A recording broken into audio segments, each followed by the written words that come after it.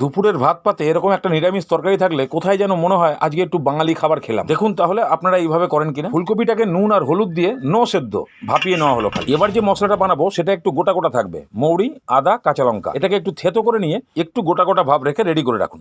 এবার কড়াইতে তেল গরম করে ভাপা ফুলকপিগুলোকে লাল লাল করে ভেজে তুলে নিতে হবে। এবার ঠিক একইভাবে নতুন আলুগুলোকেও ভেজে নিতে হবে। আলু ফুলকপি ভেজে নেবার পর ওই তেলের মধ্যেই দুটো তেজপাতা, জিরে, শুকনো লঙ্কার দুটো এলাচ দিয়ে হালকা ভেজে নিয়েই তারপরে আদা, কাঁচা লঙ্কা বাটা, এটাকে একটু ভালো মতন ভেজে নিতে হবে। তারপরে এই টমেটো দিয়ে হালকা নাড়িয়ে চাড়িয়েই মটরশুঁটি দিয়ে দিন, এটাকেও একটু নাড়িয়ে চাড়িয়ে নিন। এবার একটা মশলা বানান। হলুদ গুঁড়ো, নুন, লঙ্কার গুঁড়ো, জিরের গুঁড়ো আর কাশ্মীরি লঙ্কার গুঁড়ো আর জল দিয়ে ভালো করে গুলিয়ে নিন। গুলিয়েই কড়াইতে ঢেলে দিন, ভালো করে কষতে থাকুন। সামান্য সামান্য জল দিয়ে কষান।